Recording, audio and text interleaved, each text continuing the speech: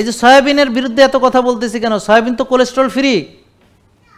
তো প্রবলেম কোথায়? এটা inflammatory oil, because there are lot of chemicals. Hexane দিয়ে এক্সট্রাকশন করা, ডিগাম করা, ব্লিচ করা, নিউট্রালাইজ করা, এর ভিতরে এটা আসে গাদের মতো খালা আলকাতরা, পরে এটা থেকে তেল হয়।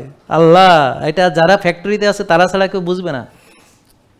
আপনি যাদের ফ্যাক্টরি সয়াবিন তেলের আছে তাদের কেমিক্যাল ইন্ডাস্ট্রি থাকতে ল্যাব ট্যাব সব লাগবে, আদারওয়াইজ সে পারবে না ওখান থেকে আপনি যে তেলটা খান ওটা বের করতে।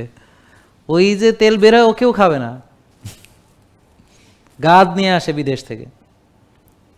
এখন আপনাদের মনে প্রশ্ন জাগে যে কেন সয়াবিনকে নিষেধ করা হলো না উন্নত বিশ্বে, আর সরিষাকে কেন নিষেধ করা হলো?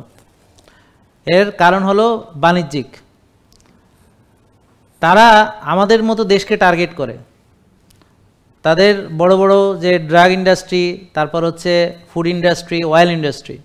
তো এখন দেখেন কি হলো, আমরা তাদের দেওয়া তেল খাচ্ছি।